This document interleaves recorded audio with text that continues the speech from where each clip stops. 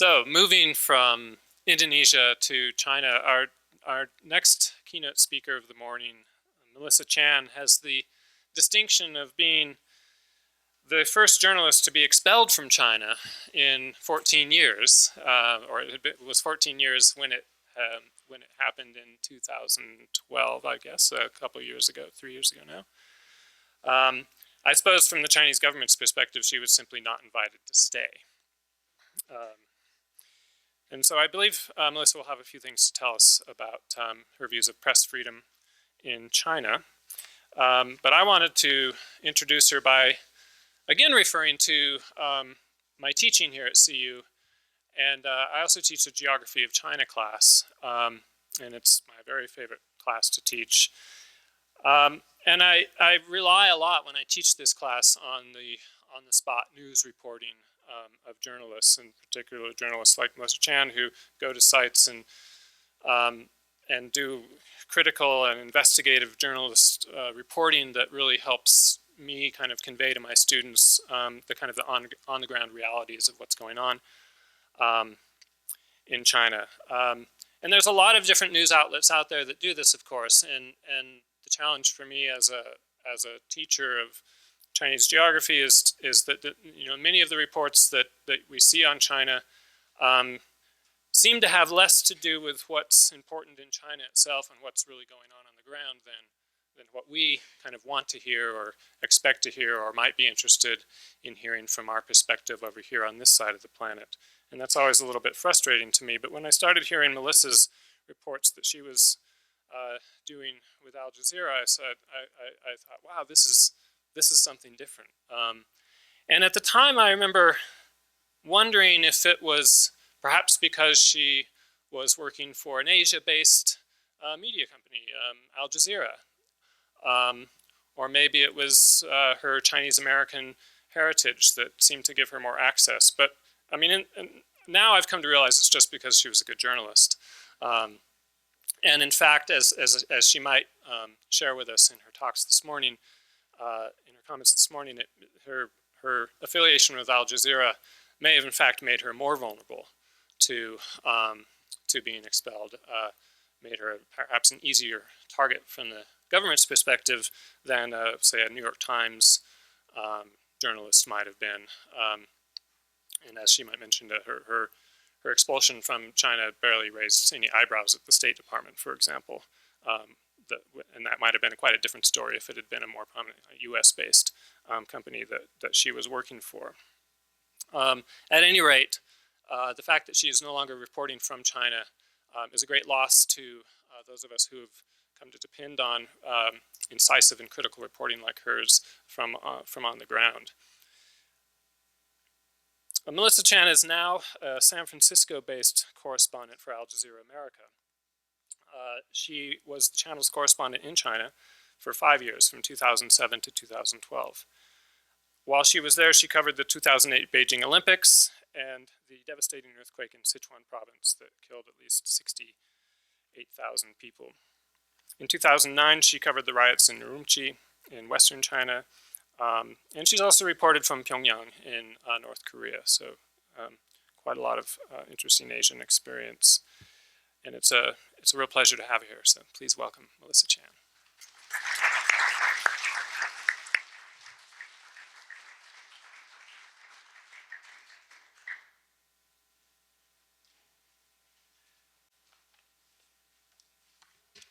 Thank you very much.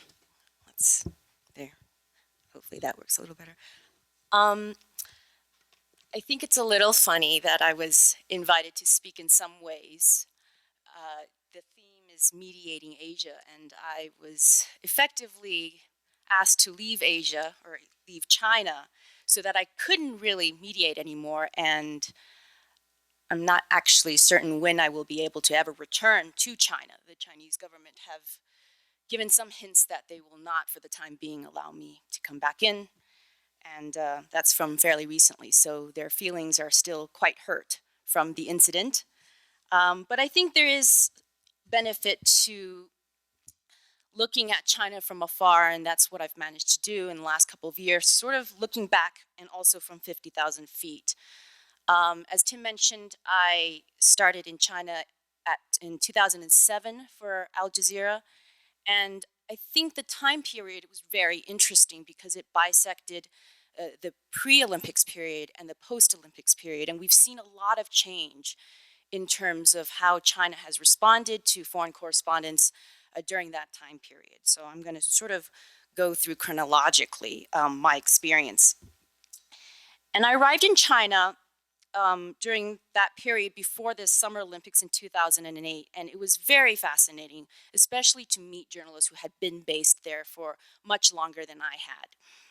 And one of the major things was the new media regulations for foreign correspondents in that country, because up until a few years before the Olympics, the media regulations were very strict for foreign reporters. You really couldn't leave Beijing. If you wanted to leave Beijing, you had to write a formal letter to the foreign ministry and wait and get permission to travel outside of Beijing. And when you did manage to get permission, you'd land in the provincial capital and there'd be a Communist Party cadre waiting for you with an itinerary, and they will be helpfully accompanying you to your interviews. And so you can well imagine it was very difficult under the watchful eye of a party cadre for the poor interviewee to really open up and be honest. I mean, I'm sure some of them were, but probably a lot of them weren't.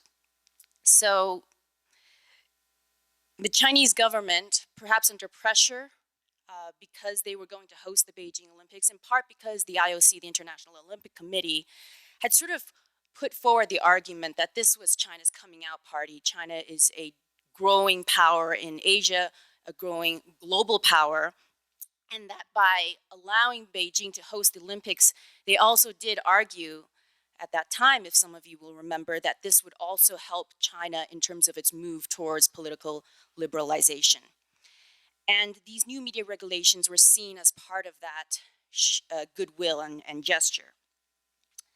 But we still had run-in with authorities, even with the new media regulations, and we had a little booklet with us all the time.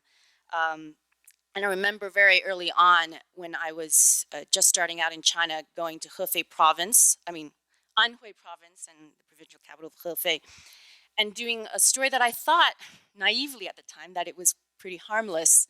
It was a story about following a little girl in a village who lived alone. And it was because her parents had to work in the provincial capital to sell fruit and vegetables. And so she was out in the rural countryside on her own. And I thought it was very, very cute. And of course, you can well understand that the officials probably were not very happy with that. It certainly didn't portray China in a good light in the sense that parents weren't taking care of their kids because of the need to make money. But I didn't understand that at the time. We had a run-in, and it was my first detention. I remember it because it was my first detention. And after a day of shooting, sometime in the early afternoon, these black cars drove up and asked us out for tea, these officials. And so I said, okay, well, we were done with our interview, and we went to have tea. We drove into a courtyard, and they just pulled the gates on us and locked us into the courtyard. And we weren't allowed to go out. And it wasn't a hard detention. They were very nice about it, but they just wouldn't let us leave. So that's the kind of thing that you experience in China. And as we were traveling ahead of the Olympics and doing all these stories, it really occurred to me, and during this time period, there were so many new global news bureaus opening up, global news organizations opening up bureaus, Brazil sent a correspondent, South Africa sent a correspondent. They were opening these news offices ahead of the Olympic Games. And I did also understand that a lot of them had the intention, once the Olympic Games were over, to close their offices and leave. And it was during this time, as we ran into these minor sort of experiences with officials preventing us from doing stories, that I felt that actually the story is not the Olympics, and it's not the run-up to the Olympics. Everyone was so focused on that, China this, China that. But the story is what happens when the party's over. What happens after the Olympics, really, I felt, would be important and would really tell us what's going on here. because ahead of the Olympics, the Chinese government was on their best behavior. We saw them in their best light. Would they maintain the media regulations that would allow us to travel around the country, or would they not? And so what did happen after the Olympics? Every China watcher will have a different moment that they'll remember when they felt that the tide had shifted. For me, it was actually about a year after the Olympics, in summer, July of 2009. And I was standing in the empty offices of this law firm called Gongmeng. And it's a legal office specializing in protecting and fighting for civil liberties. And I was there to speak to Teng Biao, a very well-known rights attorney. And he would actually be later thrown in jail for a couple of months, by the way. And this law office, they walked the line. The general feeling at the time was that this group of smart lawyers, they knew how far they could push without overstepping the boundaries. But the situation had clearly changed. I was standing in an empty office. Authorities had gone in, ransacked the place, took away the furniture, took away all the file cabinets with all that paperwork, and the lawyers were just standing there kind of devastated and a little bit shocked. Another lawyer who started that law firm, Xu Zhiyong, is actually now in jail. And he was very helpful in my investigative reporting on black jails. They're illegal detention centers that essentially allow the government to detain people without arrest, without formally charging them. And they exist in Beijing. We have certainly seen them with our own eyes and documented it with video footage. And Xu Zhiyong was very crucial at that time in terms of trying to spread the message and educate people about it. Anyways, in some ways, when I look at that moment and think about the people that I've interviewed in China over my 5 years, the list is growing longer of people I've interviewed who are now in jail or have been in jail. And once upon a time, I had interviewed them and they were free.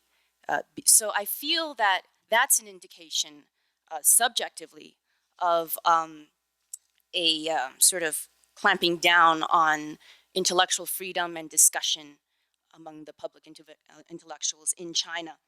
I just want to, I mentioned Teng Biao, one of Gongmen's lawyers who was detained for a couple of months. Xu Zhiyong, who is now in jail. We also interviewed Ai Weiwei, the activist and artist. We actually spoke to him about a week before he was then jailed for more than 80 days. And a long time ago, I remember speaking to Ilham Tohti, who was considered a very middle-of-the-road Uyghur scholar.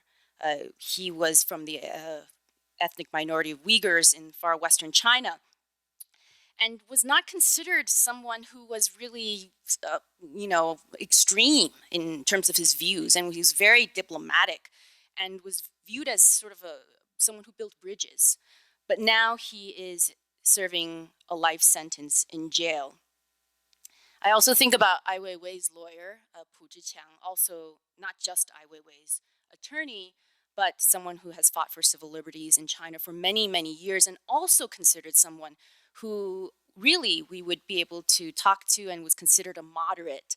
They knew how to walk the line. They knew where the line was. They never got themselves in too much trouble. They just said, as much as they could. And now Pu Zhiqiang is also in detention.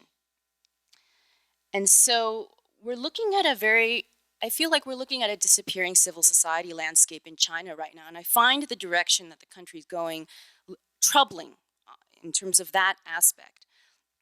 I mean, these activists, intellectuals, and folks had managed to work within the parameters in China. And I really do not believe that they changed their message so much that they are now in detention or have had run-ins with authorities. I think what changed was the system in the last few years. And the system has a very interesting way of moving the goalposts, and they did move the goalposts after the Olympics. They rewrote the rules, but what's interesting in China is they might have rewritten the rules, but you wouldn't even know about it. So the country keeps you guessing, the authorities keep you guessing, and I do think that's actually a strategy for them. in terms of power. Obfuscation as a way to exert power over its people so that no one really knows, and it keeps everyone on their toes. No one really knows where the line is these days. So that's the start of my experience in the post-Olympics period. And in terms of going into a little bit of the nuts and bolts of being a television reporter in China, when we're carrying 12 pieces of gear, camera, lights, tripod, we're not very subtle. And ahead of the Olympics, we had our run-ins, like I mentioned, with trying to interview that little girl, but it just got worse and worse over my 5 years, especially in the post-Olympics period. And I just want to walk you through how we sort of go about doing a story. If you want to do a story, you plan a trip, you get on the plane, but sometimes because of surveillance, by the time we land at the airport, there's a black car in the parking lot waiting for us to drive off. And as we're driving off from the airport, in the province we just landed at, someone's following us. And we don't want to do that. We try to avoid that. Things you plan for. So in China, when you check into a hotel, you give them their U.S. passport. They look at your visa. It says you're a journalist. They fax that over. Local police station immediately knows that you've checked in, and there's a foreign news crew in the area, and they can usually guess based on the news that's happening who you are trying to interview. So we start thinking and planning, and we'd fly instead of to the closest airport. We'd fly to the second closest airport. And check into a hotel there. And then drive 8 hours to get to the location we really want to be and arrive around right when dawn breaks, when there's sun, because, we're TV, we can't shoot in the dark. And then we get in and we try to do our filming. It used to be much more luxurious. We'd have the time to film. The filming times got squeezed because we knew that it was a couple of hours before some guys would show up. So even with things like that, we started noticing that it was just more difficult to cover the country. And it's kind of crazy to think about all of that. And it became this cat and mouse game. And the people that we tried to interview, because instead of trying to stop the foreign news crew, and we'd pull out the legal document and say, look, we're allowed to do this. We have a right according to a law signed by then Premier Wen Jiabao. Well, they don't want to stop us because that's the law, and they can't stop us according to the law. So they also do proxy intimidation, where the people we plan on interviewing are intimidated and terrified into not speaking to us. And then it becomes a situation where you don't feel like you have proof that there was media interference. It's much harder. Or if we do face challenges, it's never with a uniformed cop, because then that's proof. It's always with someone who's in plain clothes or even hired thugs. And then you call the foreign ministry to complain after your story, after you return to Beijing, and they sort of shrug and say, well, were they officers? I guess they weren't. I remember a particularly extreme experience in Xinjiang, going out there for 9 days, 3 cities, Urumqi, Kashgar, Hotan, and being followed across the region by 2 carloads of men 24/7. I mean, it's pretty extreme. It can be. And by the end of by 2012, when the government did ask me to leave, I was kind of drained after 400 stories and lots of cat and mouse games. So maybe they did me a favor because I needed a break. So I'll talk a little bit about my departure, because there seems to be a lot of curiosity about it. But I think that, I think it's important to keep in mind that since I left, many more journalists have left or have not gotten their visa. And, but in my particular case, it was usually journalists get their visa renewed every year. So at the end of the year, I went in like I had the past 4 years, and instead of getting my annual visa, I was given a 2-month visa. And I was curious and asked the foreign ministry what was going on, and they were unhappy with us, and they had been unhappy with Al Jazeera. I mean, there's this great moment one day when about a couple of years into my reporting, where I got a call at like Saturday morning at like 7 a.m. So they knew I was in bed asleep. So the foreign ministry wakes me up and had said to me, you know, you're Al Jazeera, you should be different. You should be, they didn't say you should be on our side, but they did imply that. And they said, if you're going to start acting like the CNN and the BBCs, then we're going to start treating you like CNN and BBC. So I thought that was actually pretty cool. I think it's a badge of honor. But anyways, they were giving me a shorter visa, which meant that they were essentially sending a signal that they were going to keep me on a tighter leash. And at that time, of course, I spoke to a lot of journalists who had been in China a very long time to ask them if this sort of thing had ever happened. They couldn't remember. You know, people said, well, last time somebody actually had their visa not renewed, which is what technically happened, was somebody from 14 years ago. So this is weird. And then after the 2-month visa expired, I put in for another application. They gave me a 1-month visa, and even a more tight leash. And I think that at that point I got a little bit, you know, when we had our meetings with the foreign ministry, and I got really frustrated. And it became very important to me. I felt that the key to respond to pressure from the Chinese government was by showing them that it would have the opposite effect on me. And so my last month in China, I did a follow-up of my Black Jails reporting from 2009, because the government, after a lot of pressure from not just the Al Jazeera report, but then local domestic reporters writing about Black jails, said that, first of all, they acknowledged it actually existed, and then they said they were going to fix the problem, and that then they said it was fixed. So my last month in China, I didn't know it was going to be my last month. I revisited Black jails, found that they're still there. So the whole "it's fixed and it's gone away as a problem" thing was not true. And I also, of course, tried to speak to Pu Zhiqiang, because at that time there was a potential new criminal law that was going to be passed that was very important. And Pu Zhiqiang was that rights attorney I was talking about, who's now in jail. But at the time he was free, and we had arranged to try to speak to him in his law office, and we showed up, and somehow people magically knew that we were going to speak to this guy, and tried to interfere with us, and I recorded the entire exchange between me, Pu, and the state security, and translated it and threw the transcript onto Al Jazeera's website. Quite an Orwellian exchange. So I would say that probably were the two straws that broke the camel's back, and the Chinese asked me to leave. But it really is small potatoes if you look at what we have here today. The New York Times did some fantastic investigative reporting of former Premier Wen Jiabao's family's assets. And the New York Times is essentially in a war of attrition with the Chinese government. The Chinese government is not handing out any new visas to any reporters for the New York Times, which means that the batch of reporters they have in China now stays there, or they get tired of the air pollution and they one by one give up and leave, but no new reporter is replacing anyone that leaves.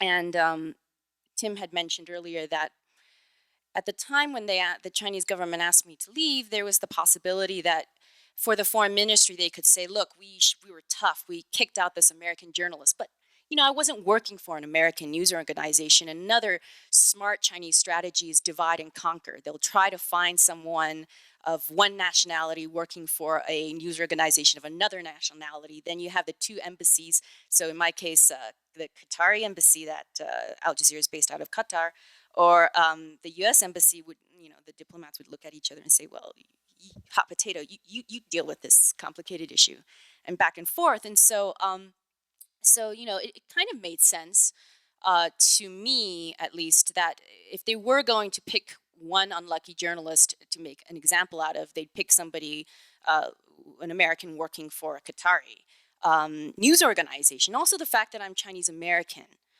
because there's always this belief, that somehow I should, deep down inside, be loyal to the motherland. And of course, that always comes as a shock that I'm a journalist and I'll just report what I see. So the Chinese government they are harder on Chinese American journalists, and I spoke to quite a number of veterans who worked in China in the 80s and 90s who told me the same, that they were held to a higher expectation for some reason in terms of higher expectation of not reporting and being softer on China. And so those are a couple of some of the dynamics going on here. So yeah, I mean, in summary, since my departure, China has become more bold, and maybe they noticed they could actually get away with the behavior in terms of my treatment, but also the treatment of Paul Mooney, another a journalist who'd been in Asia much longer than I had, who was applying for a Reuters visa and was told that he was not going to get that visa. And Paul had actually been based in China for many years. And you see the Chinese government in this very open battle with the New York Times, which is something that I don't think I would have imagined, or many other people would have imagined a few years ago. They've become more bold. And Tim had also mentioned that on my departure, the State Department, the U.S. State Department, had a very tepid response to my departure. They were asked about it, and they said, "Oh, we're disappointed," which in diplomatic parlance is as tepid a response as you can get. But now, because of the New York Times, possibly, and just the pressure put on foreign reporters, across the board, you have the instance of Vice President Biden bringing this up, and also President Obama bringing up reporting freedoms in private to President Xi Jinping. And so I'll move on and just talk a little bit about Xi Jinping and what we're looking at these days. I've talked about the New York Times. There was also the Bloomberg incident. I don't know if anyone's followed this really closely, but Bloomberg had done some great investigative reporting on Xi Jinping's extended families and their assets, millions and millions. And their investigative team was working and had been working on another story for about a year, at which point that story was pulled and it was not going to be published. And it was a huge deal for us, for members of the press, because you have an incredible moment that marks the rise of China. You have Bloomberg, an American company, that decides to hold off publishing the investigation over fears on how China might respond. Bloomberg is slightly different than other news organizations because they make a lot of money from their terminals. So they have the business side to think of. But it certainly didn't look good, and the fact that they actually fired their investigative reporter who had been working on that story also is not a good thing for reporting freedom in China, and it does not reflect well on an American news organization. And these events took place in in recent years. And what we're seeing now, so you've pretty much gotten the idea that it's a poor environment for foreign reporters. But beyond that, we're in the 21st century. We talk about the internet. And China gutted the previously popular Weibo website, which was China's version of Twitter. When I was there, Facebook, Twitter, YouTube was blocked. Now, the New York Times, the Wall Street Journal, and very recently Reuters website has been blocked in China. Gmail is now blocked in China, and Instagram is blocked in China. Vimeo is blocked in China. Dropbox as well. Dropbox is very important, actually, if you're doing business. It's used for a lot of business purposes. And so you start wondering how people would do business in China, business travelers in China, and so on and so forth. And I can go on and on about the internet. The last week, 2 weeks ago, there was also the revelation of this software called the Great Cannon, right? A tool that allows China to scoop up data, insert malicious code anytime you visit any server connected to China. So if you went to Baidu's website, you may have been infected. And I think this demonstrates the country's ability to survive and thrive in the 21st century. A lot of people believe the internet would somehow, because it's free flow of information, that authoritarian states like China would have to open up. And it has in some avenues, but it's also proven itself very adept at handling the internet in ways that I don't think people necessarily expected 4 or 5 years ago. And, she has also, he set up a state internet information office to better surveil. And, as an aside, I have a note here about, the fact that with Edward Snowden's revelations, we know that our government also is involved in internet gathering of information. So there's also the question about the role of Western governments and the responsibility of Western governments when they participate in surveillance activities that allow authoritarian states like China and Russia to say, well, it's the pot calling the kettle black. And I think we really have to think about that. So I felt like it's important, since I've done a lot of China criticism so far, that I'm well aware that the country that I am in right now and that I'm reporting on right now is far from perfect. But anyways, civil society, and another recent example, the irony, of course, in terms of public intellectuals in China and their realm getting smaller, is the case of the 5 feminists who were actually rounded up and detained on International Women's Day. I don't know if they saw the irony of that or thought that was cute or smart of them. And, these women were they were just planning on handing out stickers. So we have to think about how much things have changed. And I talk about pre and post Olympics, but now there's also the conversation about another Olympics to be held in Beijing. I don't know if any of you have been reading about it, but the Winter Games in 2022. There's 2 finalists, Almaty, Kazakhstan, and Beijing, once again. And if you've been to Beijing, you'll know there's actually not that much snow on any given winter. So it's very ambitious of them to want to do something like that. Nothing against Almaty and nothing against Kazakhstan, but Beijing is obviously a very strong contender between the two. And I find it really interesting this time around because fewer people this time around and in the media that I'm reading are asking, demanding, or expecting that political liberalization from the People's Republic of China that we saw as a conversation going into the 2008 Beijing Olympics. And so it makes me wonder, has the world given up? Has it changed its expectations on China? Or has China successfully shifted the conversation? And to a certain extent, does it mean that it's owned some of that narrative and it's winning that narrative? And of course, with the Winter Olympics, or with any Olympics, there's going to be criticism, right? So it's not entirely owning the conversation. I remember reading just a few days ago, Ian Johnson in the New York Times talking about the environmental impact of any potential Winter Games in Beijing, especially if there's no snow there and everything has to be, it's a mini Sochi.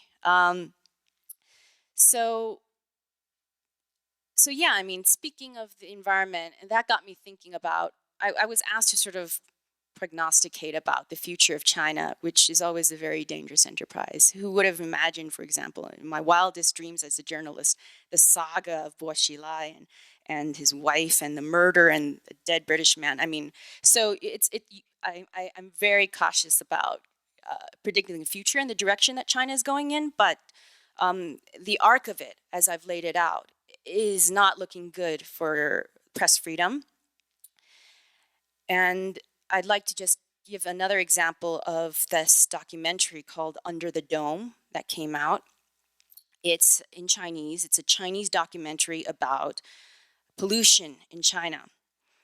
And it had a humongous impact. It was compared to Silent Spring, the seminal book that came out in the 1960s that had a tremendous impact on the environmental movement in the United States.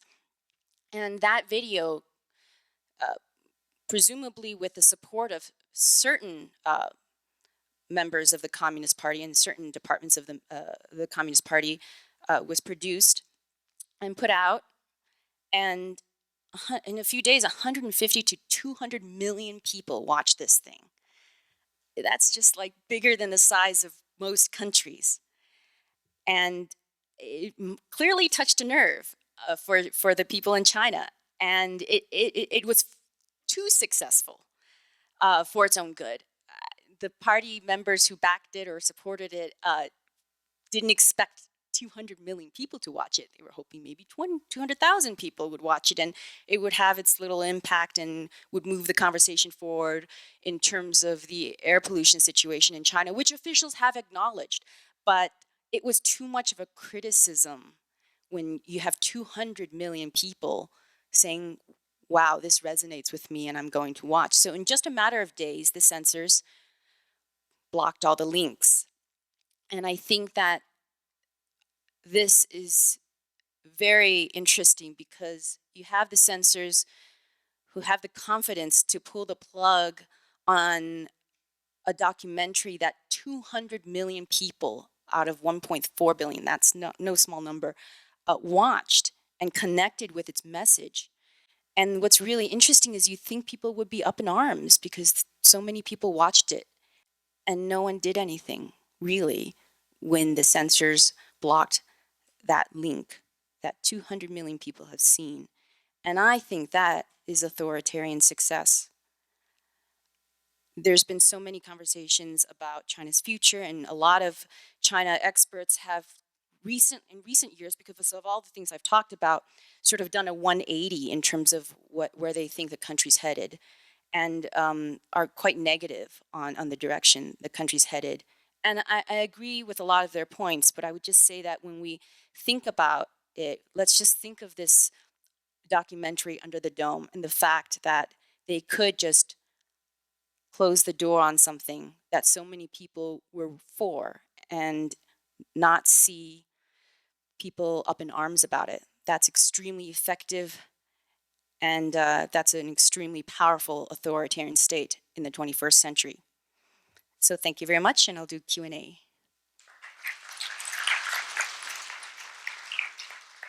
So it can do the things that the high level politicians are promising to do. And it's tough. It's tough in any country. It's tough in China. So I think it is a depressing, immediate, short-term outcome. But I think it's a very interesting story about the forces that are going on behind those screens, that we can't see. So that's just how I would, that's modulated the... No, absolutely. And the fact that 200 million people saw this in the first place is a win for the people who care about the environment, who want to do more. And why did it grip them? Because after all, they know that there's air pollution, they're living it every day. But the second half, where she starts pointing fingers and saying, this is why the system is broken, that was very bold, and I think very important. Absolutely. I think for me, when I see it, though, I see that they lost. They won and then they lost a little bit because, there's no links. It's this crazy war, but yeah, it's tricky. It would have been much bigger of a win if the links were still up. And the People's Daily did write about it and endorse the documentary, but then after the video links were pulled, that link endorsing the documentary also disappeared.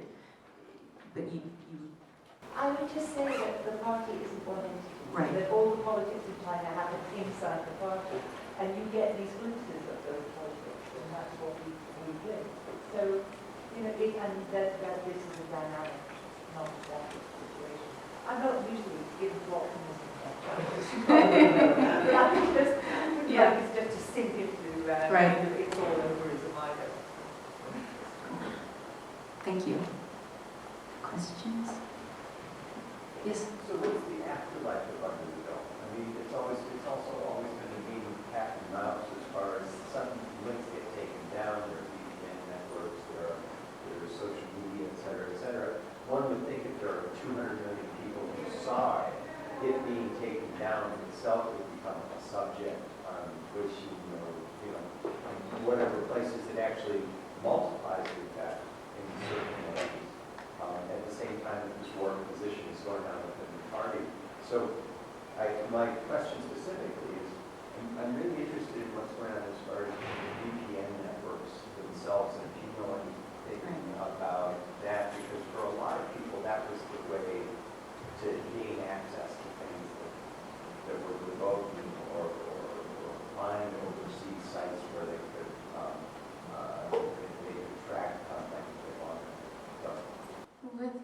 VPNs, even when I was there, we were able to, we use VPNs in order to tunnel through and access the blocked websites.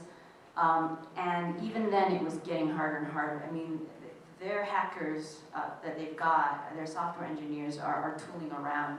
And some of the standard software companies that we had used, we could no longer access those servers. So they found specific, very popular VPNs and just blocked that. So it's really hard. You're constantly looking for new VPNs, essentially.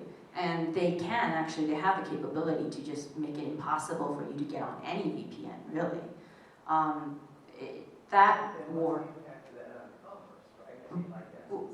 It is insane. That's why it's to me, it says something. They are making these insane decisions that are having an impact, a negative impact on international business. They are. And you know, it's a cost thing that somebody's weighing, and they've decided that it's more important to censor the internet than to make some money off American businessmen and trade.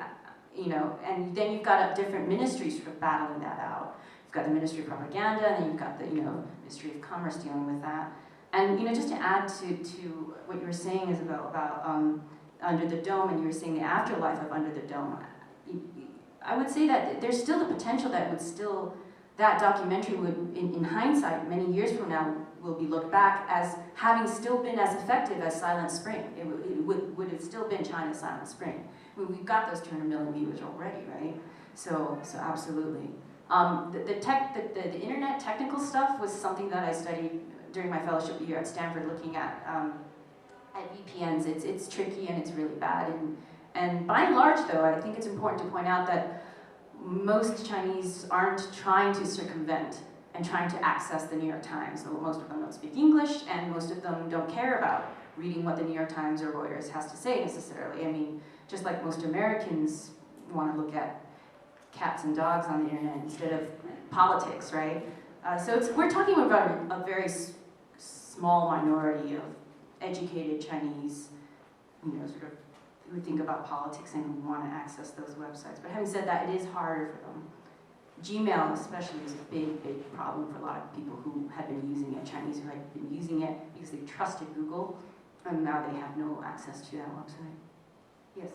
On the topic of Under the Dome, I heard that after that came out, a lot of people were refusing to move for their jobs, places like Shanghai, Beijing, and even though there wasn't as much of an uproar about taxes and taken down, do you think that the people of China could still, with their small actions, have an impact on? When you say people don't want to move to Beijing and Shanghai, are you talking about international folks, or are you talking about people within China? Within China, that's Okay. what I heard. So unfortunately, it's not just Beijing and Shanghai with a lot of pollution in China. So if you're a regular Chinese citizen in any provincial capital, you would also notice that the pollution is bad there. So going from one bad place to another, I don't necessarily think it's a calculus for people domestically in terms of their movements to Beijing or Shanghai. I don't think they calculate that when they are making an economic decision to go to Shanghai and make more money, for them to stop and say, oh, actually it's better out here in the countryside. We would drive through the countryside and the air would still be pretty bad. There's factories scattered all over, even in pretty rural areas. So it's like the whole country's blanketed in pollution, unfortunately. Yes? And sort of on that topic, they can block access to Under the Dome. People are living with this, and everybody knows, and everybody. So, I mean, deep in my heart, I want to believe that the government realizes whether they, you know, for whatever reason, that they have to do something. And I have hope. And there are signs of progress. Like, you know, I mean, the taxis in Shanghai are, you know, well, in some ways I see a lot more than here. But what are your thoughts on what? I think it's both. I think that people see it, so it's literally just like you're breathing it, so you'll notice it. But the other thing that I found very surprising when I was there is that they've seen pollution for so long, some of them don't even realize it's pollution. I literally would have people tell me, oh, it's a really foggy day today. And I would say that's not fog. You know, if you've been to Scotland and seen the clear, misty fog rolling from the ocean, that's not fog. And trying to explain to them it's not fog. It's like Stockholm syndrome, where you've been a prisoner for so long that you don't understand what it's actually like outside. There's no comparative point for some people below a certain age, maybe. If you haven't left the country and breathed air, like in Colorado, you just wouldn't necessarily know. So I think it depends on who you talk to. It's both. People outraged because they see and breathe it, and they're worried about, and people talk about it, but there are actually also, I'm stunned, but it has happened many times where people say, oh, this is just normal, and that's fog right now. Way in the back. I'm a visiting scholar from China. I just stay here half a year. So I heard you speech and I feel so cold, not because of the weather, because you speech. Why? I think most of what you thought is right, is truth. What I know maybe more than you, because I live in China. Yeah, a lot of things like China have a lot of problems. But when I come here, I hope Western country can understand China, can give them a lot of space to let us communicate each other. So for me, I think yes, under the dome, I think that is hope, because the media can produce by Caijin, that's by profit produce. That is the hope, and can spread on the media, and millions of people saw that is the hope. So, because before several years ago, we can't see the movie. So, because I live in China, I can see the development step by step, so I can have hope. You know, my kids study here. He like American education so much. He don't want to go back to China, but we must go back to China, because we have a group about homeschool. Yeah, on WeChat. Yeah, a lot of Chinese parents want to practice homeschool just like American system. So they want to borrow some homeschool source from American. Yeah, we translate them and we want to buy them. So I think that's hope. So I know China has a lot of problems compared Colorado, compared border. I like here so much, but I hope we can have a lot of communication, and then, especially journalists, we don't always to spread bad things about China, and please give us hope and time, and we need the American people to help us, to give us the democracy, the human rights, the education. Yeah, because as a human being, we always help have a good life, just as American people. So I hope in the future, I hope you can go back to China to give us hope. So I think journalism, yes, that's true. It is to spread bad things and give the signal and let us to pay attention, but even can give people hope. Then I think love is so important. Thank you so much. Oh, thank you. Hope, I certainly hope. And I would just, you alluded it to at the very end, I would just point out that I'm a reporter, so my job is kind of negativity police. Whether it's China or the United States, where I'm based now, we tend to be critical of any country we're in. And if you to read the New York Times, you'll notice that the reporters there are very hard on the United States. Boulder, Colorado is wonderful. We have a gun problem in this country. I mean, I could go on and on about the United States as well. So I take your point. I just point out that reporters in general, it's our job to not be pleasant. I guess the diplomats try to work on the hope thing.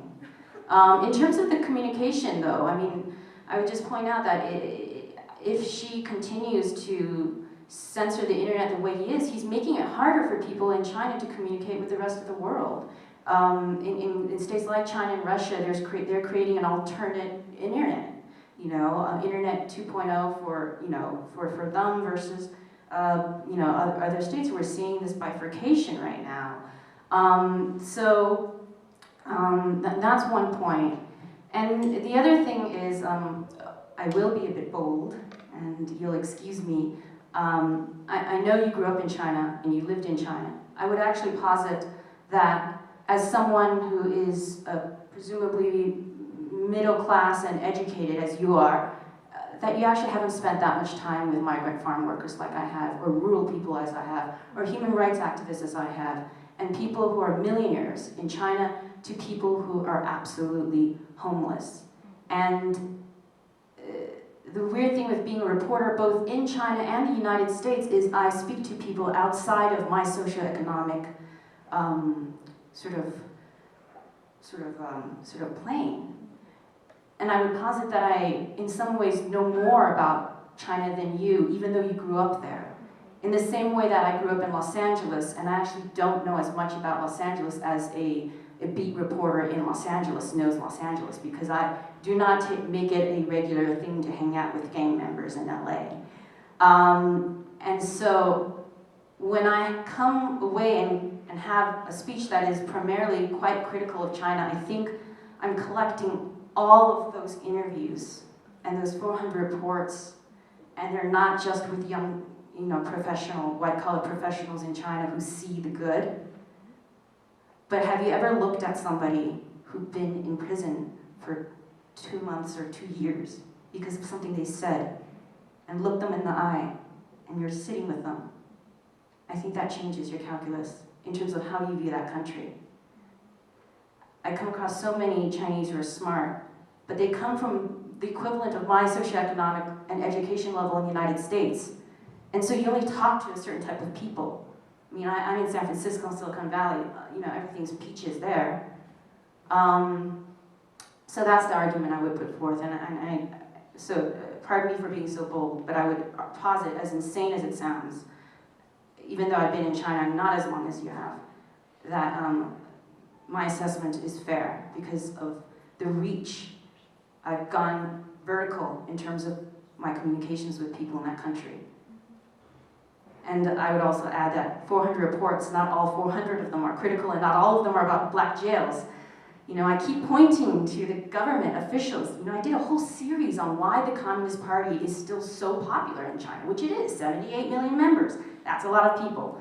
And, you guys never look at that and say, good job, because it was kind of a PR thing for them if you look at it. I mean, it was honest, but, look at the entirety of our work, too. I think there's a tendency to be myopic and pick out the New York Times article that's talking about human rights and ignore the one in the economics section about positive developments in China.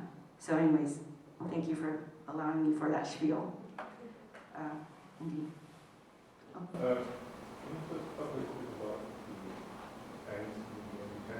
Right. Because I know there are some independent-minded journalists, independent media, also restrictions, also accommodation, pressure for participation in terms of mediating the Olympics. I think it parallels the same situation when during the Olympic period that there was more interaction between the foreign correspondents and also the domestic journalists. There was a sense that they could speak more freely. There was a lot of very good investigative reporting from Chinese reporters in the early days. I'm just not seeing that as much recently, and I could be wrong, but I'm not following as closely the last couple of years.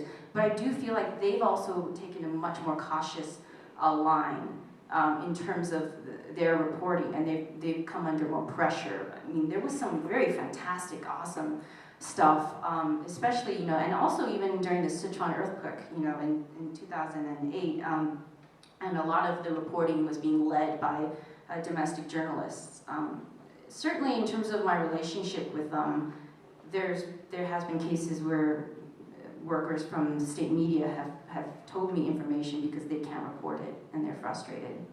But I think that if you look at the general environment I've talked about, rights attorneys, I think that's the same goes for domestic media, is that they're being more cautious, or those who used to not be considered very extreme were considered moderate have now sort of been considered to be on the far extreme fringes from the Chinese government perspective.